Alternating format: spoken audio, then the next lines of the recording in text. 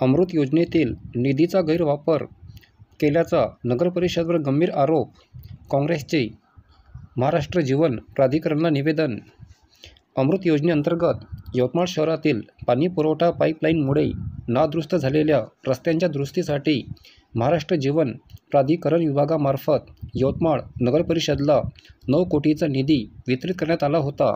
मात्र या निधीचा गैरवापर झाल्याचा गंभीर आरोप स्थानिक काँग्रेस पदाधिकाऱ्यांनी केला आहे.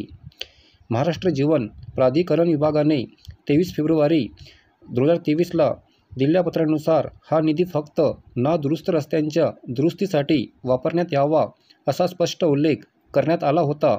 मात्र प्रत्यक्षात नगरपरिषद यवतमाळकडून रस्त्याच्या बाजूस पेवर ब्लॉक बसवण्याचे काम करण्यात आले, जे या निधीच्या उद्देशाला विसंगत आहे. यावरून निधीचा अपव्यय झाल्याचे स्पष्टपणे दिसून येते. या संदर्भात दोषींवर चौकशी करून कठोर कार्यवाही करण्यात यावी, तसेच नियमबाह्य खर्च वगळण्यात यावा अशी मागणी निवेदनातून करण्यात आली. या विषयासंदर्भात आज दिनांक 4 एप्रिलला कार्यकारी अभियंता महाराष्ट्र जीवन प्राधिकरण विभाग यवतमाळ यांना निवेदन देण्यात आले. तसेच या निवेदनाची प्रत जिल्हाधिकाऱ्यांच्या माध्यमातून माननीय मुख्यमंत्री यांना सादर करण्यात आली.